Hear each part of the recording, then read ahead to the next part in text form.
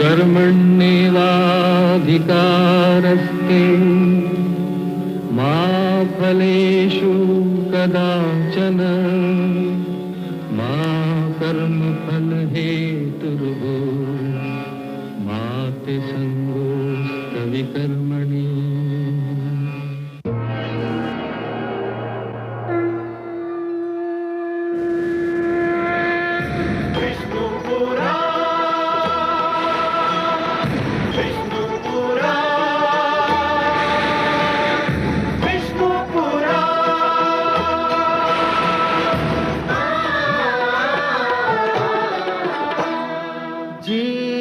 ज्ञान ब्रह्म ज्ञान अथ श्री विष्णु पुराण ओम की कथा महान जय श्री विष्णु पुराण विष्णु पुराण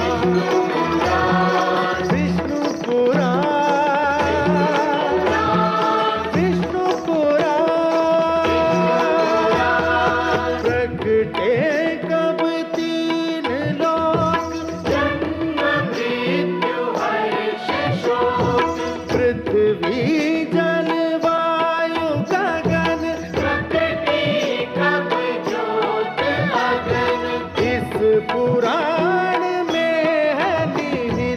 जप तप और योग ध्यान विष्णु पुराण विष्णु पुराण विष्णु पुराण। मैं माँ हूँ, धरती माँ। संसार और जीवन का निरंतर विस्तार हो रहा था। मेरे वासुदेव ने मानव कल्याण के लिए 4 वेदों को अपने मुख से जन्म दिया। दूसरी ओर ब्रह्मा सृष्टि का विस्तार कर रहे थे। उन्होंने अपनी सहायता के लिए प्रजापतियों की रचना की। उनमें एक ऋषि कश्यप थे। ऋषि कश्यप की 3 पत्नियां थीं, अदिति, दिति और दनु। अदिति की संतान माता के दिए हुए सुंदर संस्कारों के कारण देवता कहलाई। दिति और दनु अच्छी माताएं नहीं सिद्ध हुईं, इसलिए उनकी संतानें भी अच्छी नहीं निकली। उनके संस्कारों के कारण उनकी संतानें क्रमशः असुर और दानव कहलाईं। इनमें दिति का पुत्र हैग्रीव घोड़े जैसे मुंह वाला मानव संस्कृति का सबसे बड़ा शत्रु था। यह संकट हर युग में रहा है कि बुरे लोग अच्छे नहीं बनना चाहते, बल्कि अच्छों को हानि पहुंचाना चाहते हैं, अच्छाई को मिटाना चाहते हैं। मुझे इसलिए हैग्रीव और उसके इरादों से डर लग रहा है। पर आज एक ऐसा दिन है जब मुझे डर से अधिक इस हर्ष का अनुभव हो रहा है कि आज एक योग्य संतान अपनी माता को सम्मान देने वाली है। ऐसा समारोह होने जा रहा है जिसमें भाग लेने को स्वयं भगवान विष्णु और माता लक्ष्मी भी व्याकुल हैं।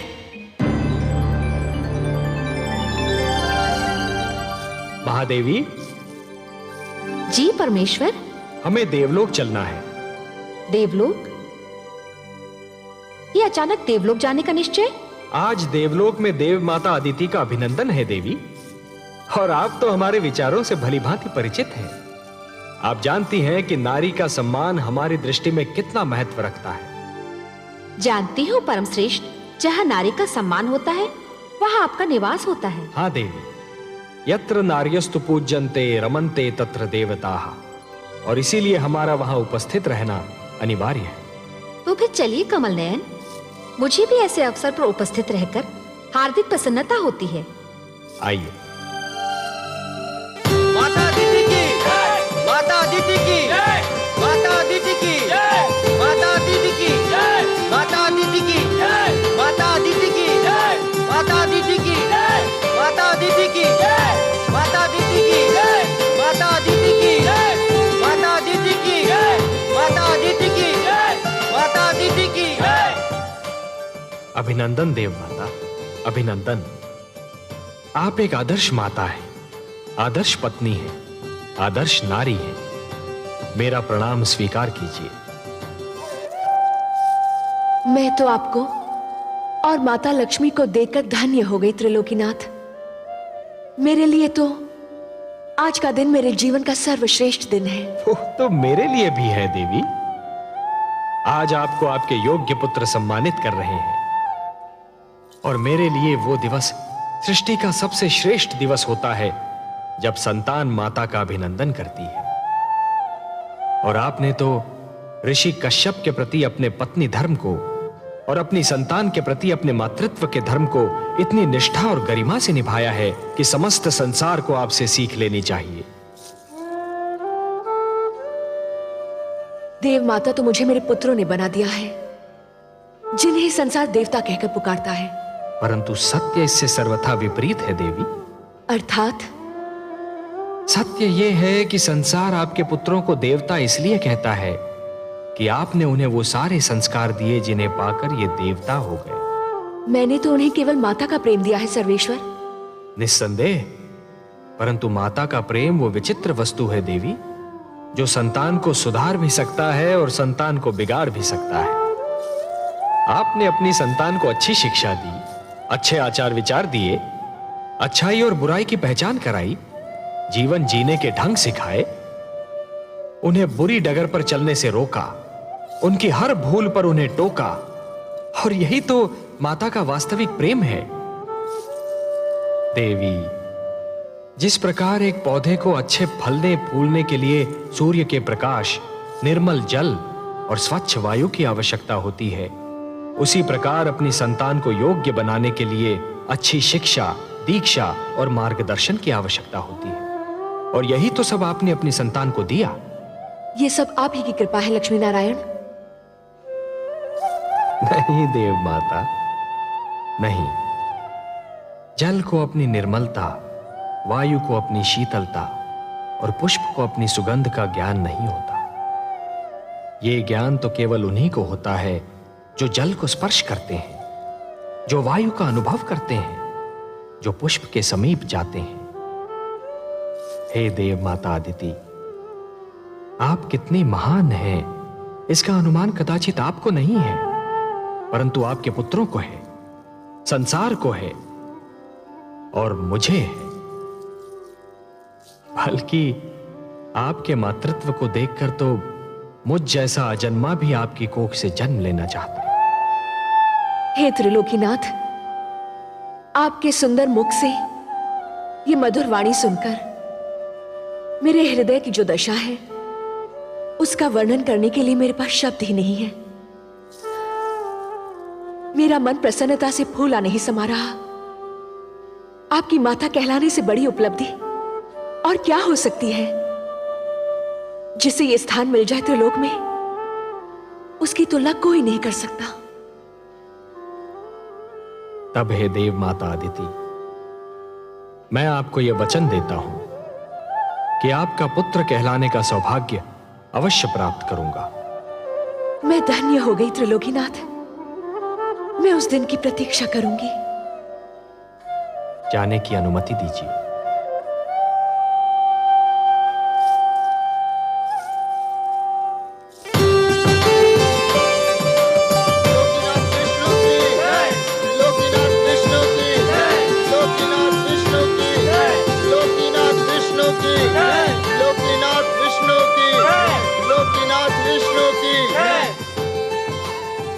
आइए माता, विराजिए।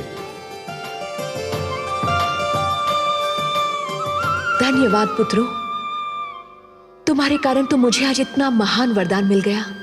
पर हम तो आपको कुछ न दे सके माते। संतान से मां को और क्या चाहिए? सुख और आदर तो तुम सबने मुझे इतना दिया कि मुझे और किसी वस्तु की इच्छा न रही और ना ही आवश्यकता।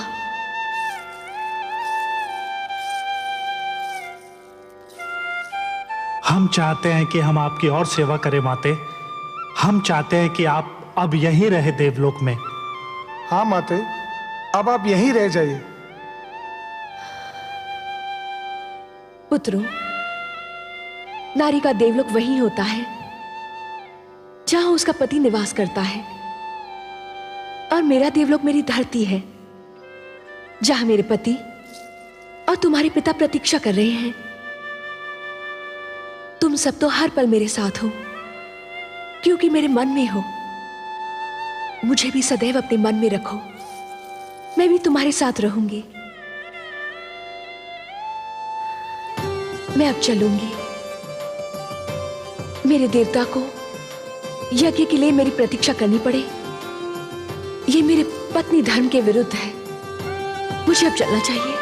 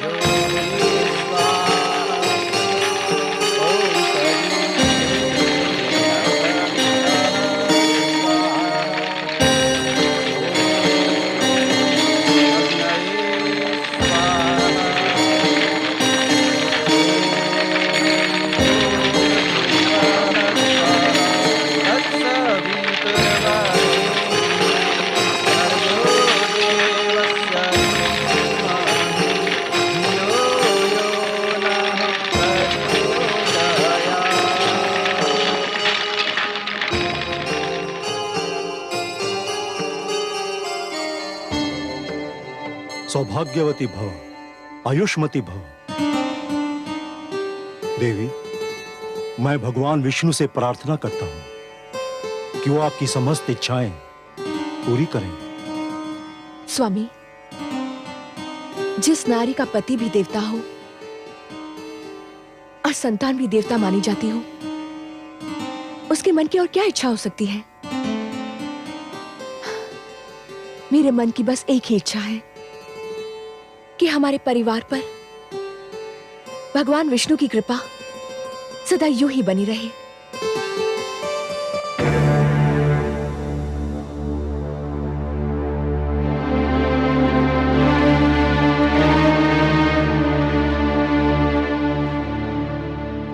आप दोनों अब आ रही हैं, जबकि यह यज्ञ संपन्न हो चुका है।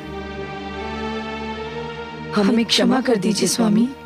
क्षमा क्षमा करने के अतिरिक्त और मैं कर ही क्या सकता हूं। देवी, आप मेरी पत्नी हैं, मेरी संतान की मां। पर उसी संतान के कारण तो हम दोनों आ नहीं पाए। क्यों? क्या उन्होंने फिर कोई आतंक फैलाया है? घर में उन्हीं लोगों का तांता बंधा हुआ था जिनको हमारी संतान ने पीड़ित कर रखा है। हमारी समझ में ये नहीं आता कि आपकी तीनों संतानों में आप ही का रक्त है। फिर ऐसा क्यों है कि देवी अदिति के पुत्र देवता कहलाते हैं और संसार मेरी संतान को असुर और देवी दनु की संतान को दानव कहकर पुकारता है? पिता का रक्त संतान का शरीर बनाता है देवी। उसका चरित्र, उसका भविष्य माता की गोद ही बनाती है। माता की गोद शिशु की प्रथम और महानतम पाठशाला होती है। संस्कारों की नींव माता की गोद में ही पड़ती है और उसी पर चरित्र का महान भवन खड़ा होता है। शिशु अपनी माता की उंगली थामकर पहला पग उठाता है और यही पहला पग उसका भविष्य निर्धारित करता है। अदिति को ही देखिए, उन्होंने अपनी संतान को वो शिक्षा दी, वो संस्कार दिए, आज उन्हें श्रेष्ठ माना जाता है, देवता कहा जाता है। प्रभु की अनुपम देन है माता तेरा प्यार, तेरी गोदी में मिले जीवन को आकार। माँ से जो शिक्षा मिले वही बने संस्कार। माता के आशीष पर गर्व करे संसार, गर्व करे संसार। और आप दोनों ने अपनी संतान की शिक्षा की ओर कोई ध्यान नहीं दिया, उन्हें कभी बुरे कर्मों से रोकने की चेष्टा नहीं की। लाड प्यार करके उन्हें इतना बिगाड़ दिया कि आज वो आपकी भी नहीं सुनते। मैं उनको नहीं, आपको दोषी समझता हूं। और देवी धनु, आपके पुत्र हयग्रीव ने धरती पर वो उत्पात मचा रखा है कि संसार उससे पीड़ित है, और मैं उससे लज्जित हूं।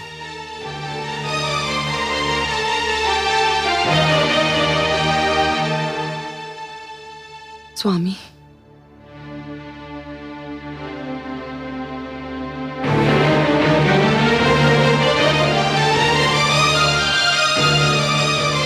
देवी अदिति, आप ही कोई उपाय बताइए कि मैं क्या करूं।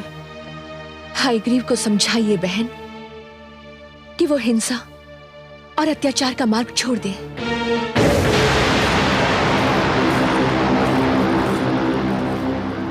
नहीं होने दूंगा मैं मानव कल्याण। नहीं पुत्र हयग्रीव, नहीं, मेरी बात सुन। नहीं मां, हमें देवताओं से ज्ञान नहीं मिलेगा, न्याय नहीं मिलेगा, उस समय तक नहीं मिलेगा जब तक हम स्वयं आगे बढ़कर उनसे ज्ञान और न्याय छीन न लें। भगवान विष्णु मानव को ज्ञान देकर हमसे अधिक शक्तिशाली बनाना चाहते हैं। मैं हयग्रीव उस ज्ञान का अपहरण करूंगा, उसे बंदी बनाकर रखूंगा। ज्ञान का यह प्रकाश मानव समाज तक कदापि नहीं पहुंचने दूंगा। मैं भगवान विष्णु को पराजित करूंगा, देवताओं को पराजित करूंगा, समस्त मानव जाति को पराजित करूंगा। मां, हयग्रीव से आरंभ होगी दानव संस्कृति।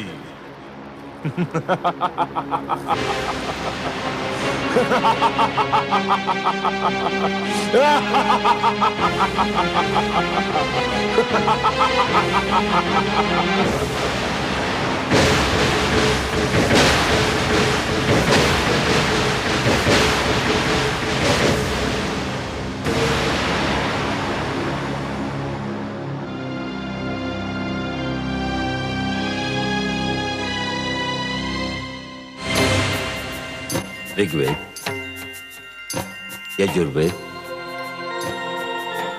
सामवेद, अथर्ववेद, मेरे निकट आइए।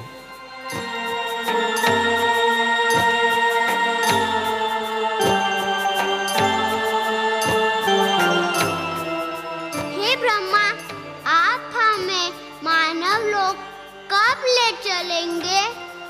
हे ज्ञानकोश, अभी उसका उचित समय नहीं आया है। आपको मानव तक पहुंचाने से पहले मुझे कुछ और आवश्यक कार्य करने हैं। आपकी सुरक्षा मेरा सर्वप्रथम उत्तरदायित्व है। मुझे आपको उन हाथों में देना है जो आपके योग्य हों। मैं भगवान शिव से परामर्श करने जा रहा हूं। मेरे लौटने तक आप यहीं रहिए। जब तक मैं ना आऊं तब तक इस क्षेत्र से बाहर पग न धरें। मैं शीघ्र ही लौट आऊंगा। हे ब्रह्मा, हम आपके आदेश का पालन करेंगे।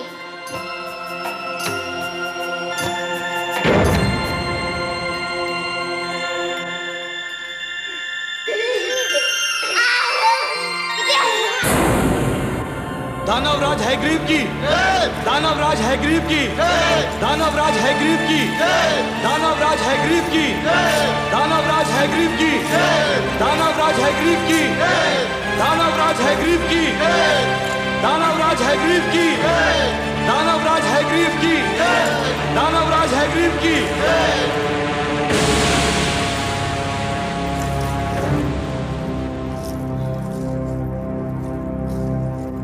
आज तुम्हें सुनाने के लिए कोई शुभ समाचार नहीं है मेरे पास। हाँ, दानव समाज के लिए एक अशुभ समाचार अवश्य है। देवता तो सदा से ही हमसे अधिक श्रेष्ठ और ज्ञानी माने जाते रहे, और अब देवताओं के मित्र विष्णु ने मानव को भी हमसे अधिक श्रेष्ठ और ज्ञानी बनाने के लिए 4 वेदों को जन्म दिया है। और विष्णु ने इन 4 वेदों को मानव तक पहुंचाने का कार्यभार ब्रह्मा को सौंपा है, और इस समय वो 4 वेद ब्रह्मा के पास हैं। ये हम दानवों के विरुद्ध षड्यंत्र है। ये देवताओं का मानव के प्रति पक्षपात है। इसे किसी प्रकार रोकिए। रोकूंगा, अवश्य रोकूंगा। जब तक मैं जीवित हूं, ज्ञान का यह प्रकाश मानव जाति तक कदापि नहीं पहुंचने दूंगा। मारक, घातक, पीड़क, हिंसक,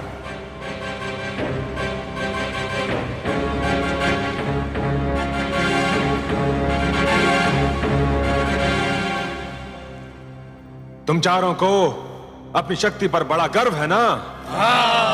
आज तुम सबकी शक्ति की परीक्षा है।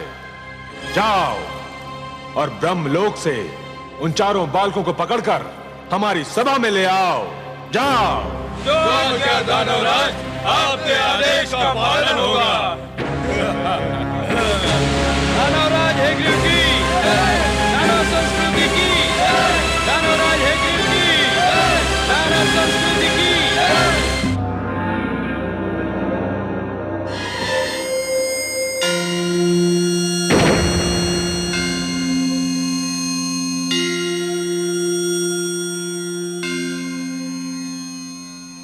प्रणाम आदि प्रजापति ब्रह्मदेव।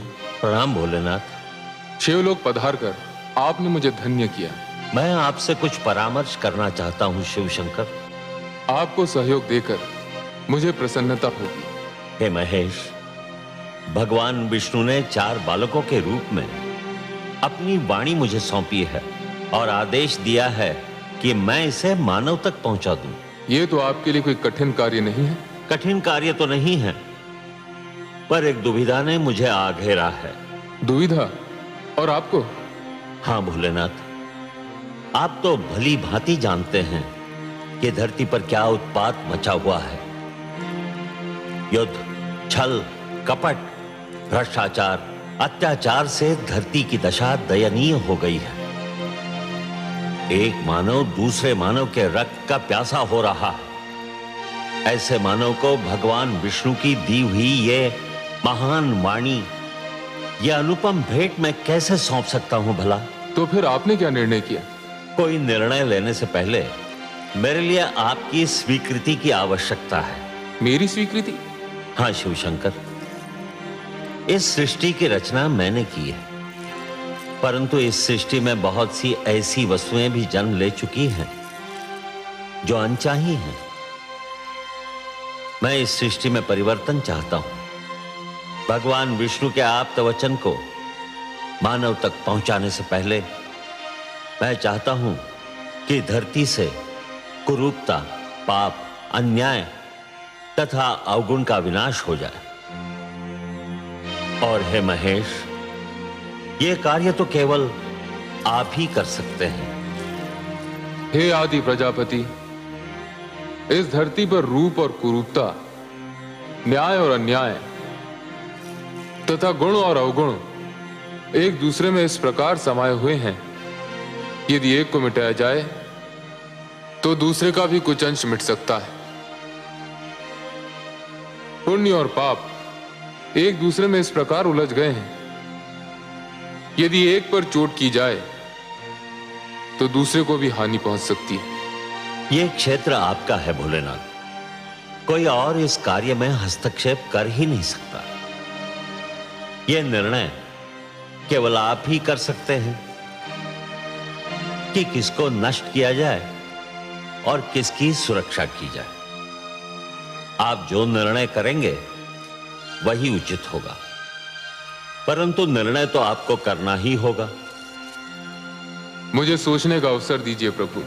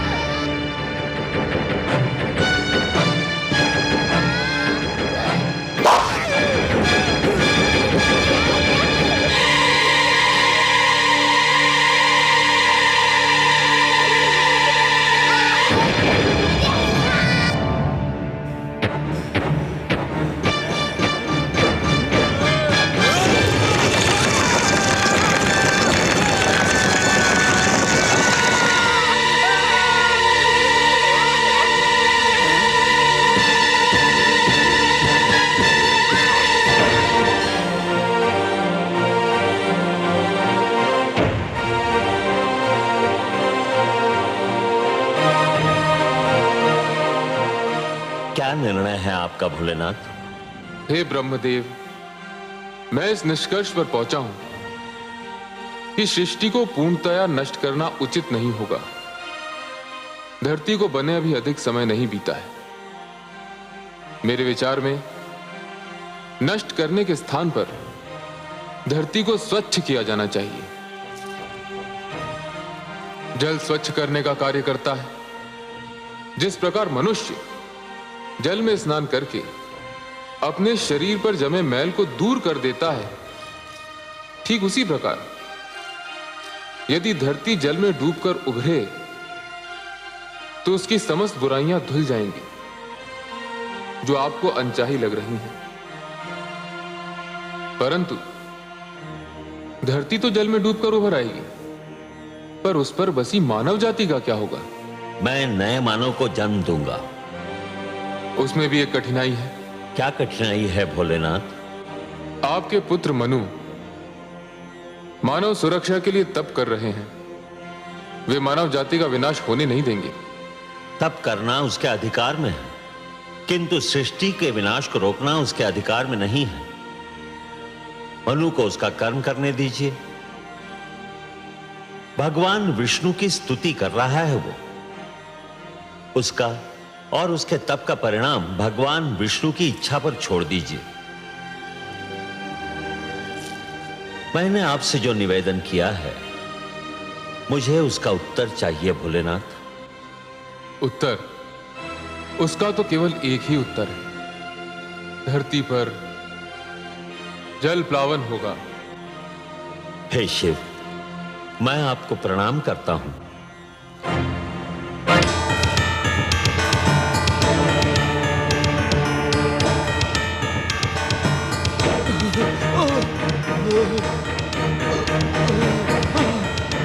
दानवराज, दानवराज, हम उन बालकों का अपहरण नहीं कर सके। 3 दानव ब्रह्मलोक में मारे गए।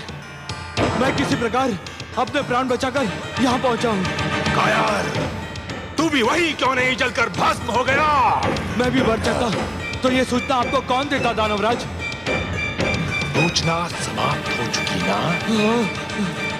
तो फिर अब तेरा कार्य भी समाप्त हो गया। अब तुझे जीवित रहने की कोई आवश्यकता नहीं।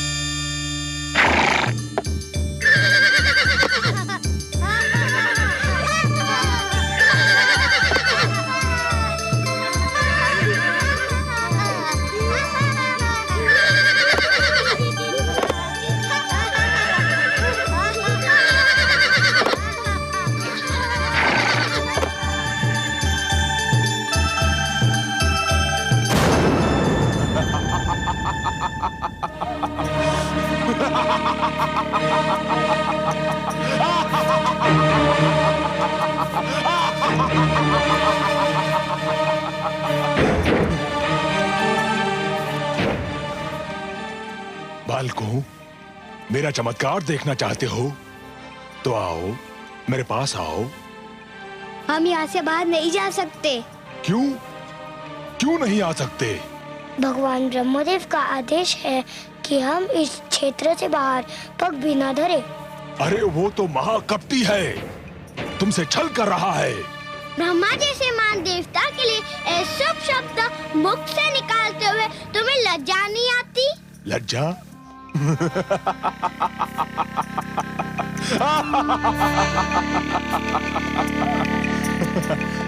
उस छलिए से लज्जा? जानते हो वो कहाँ गया है? जानते हैं, वो शिवलोक गए हैं। और वहाँ क्या करने गया है? ये तो हम नहीं जानते। तुम चारों को पाकर ब्रह्मा के मन में खोट समा गया है। तुम झूठ बोलते हो। मैं सत्य कह रहा हूँ। ब्रह्मा शिव के पास ये निवेदन करने गए हैं कि वो धरती को नष्ट कर दें। किंतु क्यों? बड़े भोले हो तुम चारों, इतना भी नहीं समझते।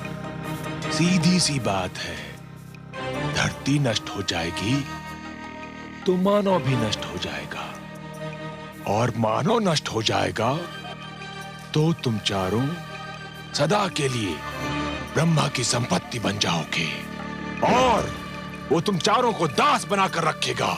हम कैसे मान ले कि तुम सच बोल रहे हो? इसीलिए तो मानव समाज ने मुझे यहाँ भेजा है कि मैं तुम चारों को ब्रह्मा के पंजे से मुक्त करा के उसके पास पहुंचा दूं जिसकी तुम धरोहर हो।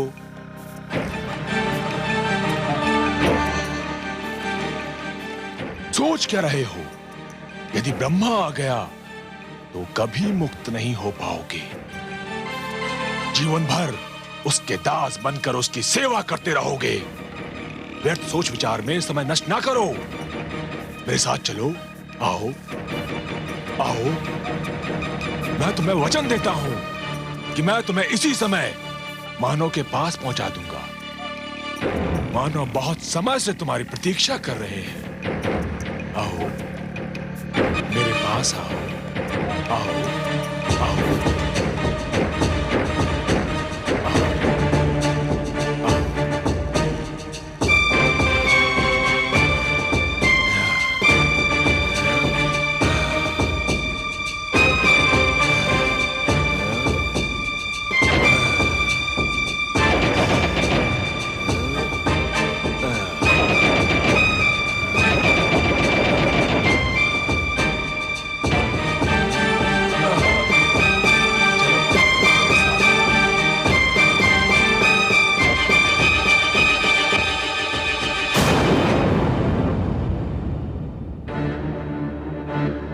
ऋग्वेद, यजुर्वेद, सामवेद, अथर्ववेद, कहां हो तुम?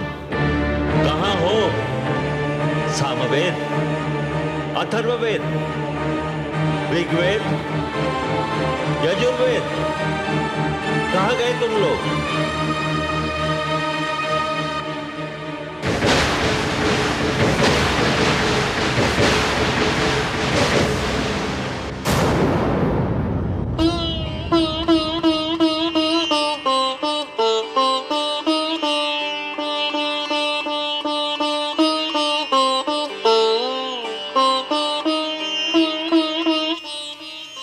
सर्वेश्वर, आपने अपनी जो धरोहर ब्रह्मा जी को सौंपी थी उसे कोई चुरा कर ले गया है। देख रहा हूं देवी। किंतु आप तो योग निद्रा में थे, आपने। ध्यानस्थ था देवी। निद्रा और ध्यान में बस थोड़ा सा ही तो अंतर होता है। निद्रा में शरीर के साथ साथ मस्तिष्क भी सो जाता है, और ध्यान में मस्तिष्क सचेत और पूर्ण रूप से जागा हुआ होता है। हे सर्वेश्वर, फिर आप शांत क्यों हैं? शांत इसलिए हूं कि मैं देखना चाहता हूं कि हयग्रीव मेरे आप्त वचन को कहां ले जा रहा है। जब तक पूरी घटना को देख न लिया जाए, समझ न लिया जाए, उसके परिणामों का अनुमान न लगा लिया जाए, तब तक कोई भी पग उठाना उचित नहीं होगा। शीघ्रता मानव की प्रवृत्ति है। मुझे इस घटना को पूर्णतया देख लेने दीजिए महादेवी।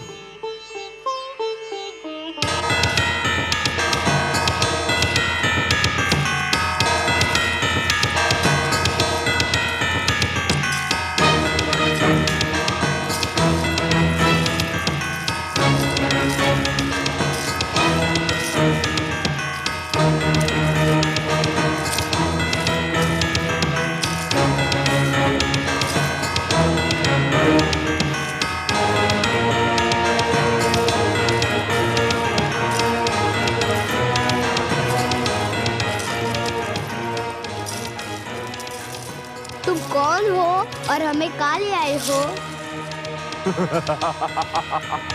मैं हयग्रीव दानव हूँ, और ये मेरा भवन है, और तुम चारों अब सदैव यहीं रहोगे।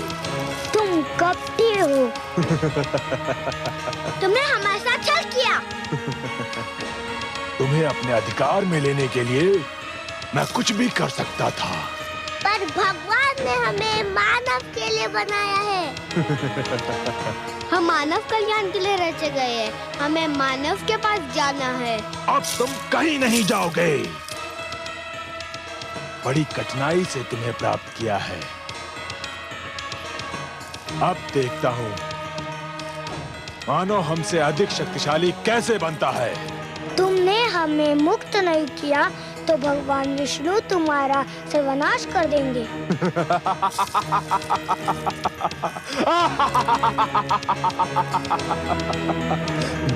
अब मेरा कोई सर्वनाश नहीं कर सकता।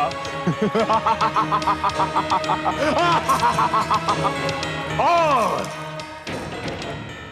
यदि तुम में से किसी ने भी यहां से भागने का प्रयत्न किया तो तुम सबको नष्ट कर दूंगा।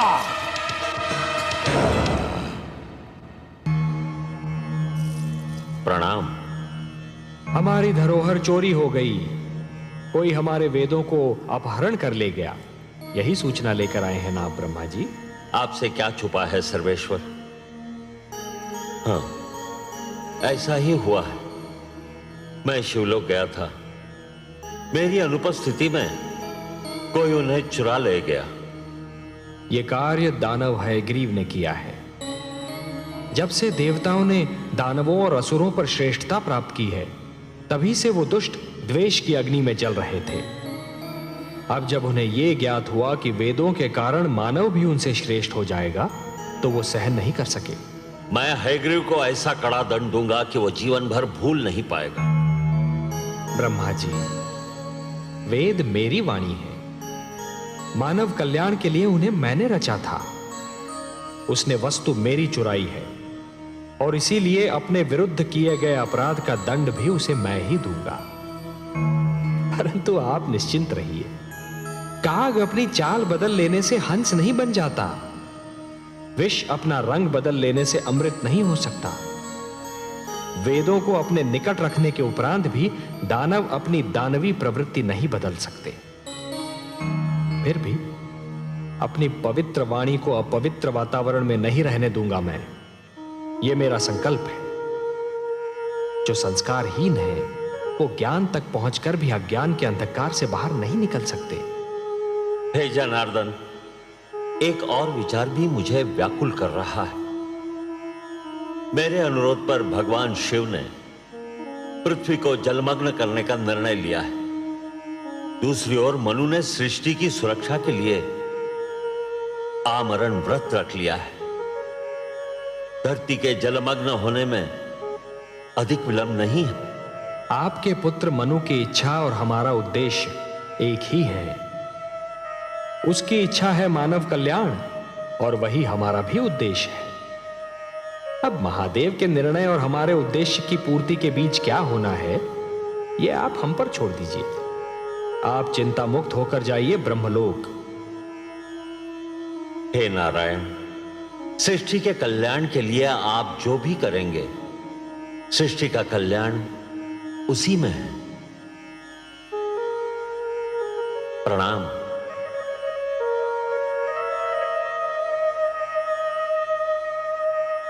हे प्रभु, अब क्या होगा? आप क्या करेंगे? ब्रह्मापुत्र मनु का क्या होगा?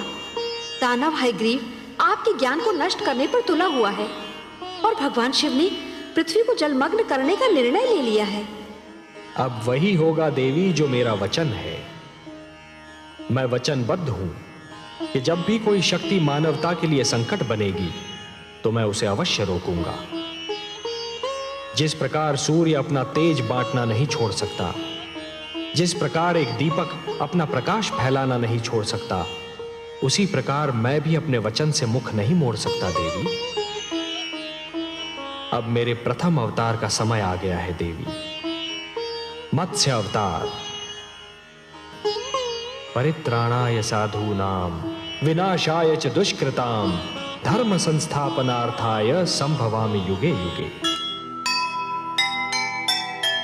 देखा जब यह छल कपट सह न सके भगवान, दानव रोक ना पाएगा मानव का कल्याण।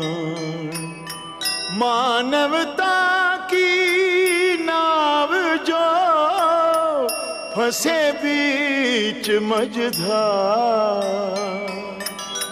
तभी विष्णु अवतार ले कर दे बेड़ा पार, कर दे बेड़ा पार। जो सुनेगा ये पुराण पाएगा सुख और ज्ञान, पाएगा सुख और ज्ञान।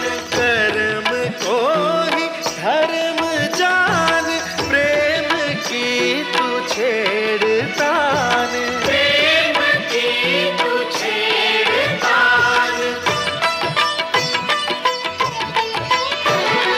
बीते युग बता रहे हैं, बीते युग बता रहे हैं, सत्य पथ पे चल सुजान।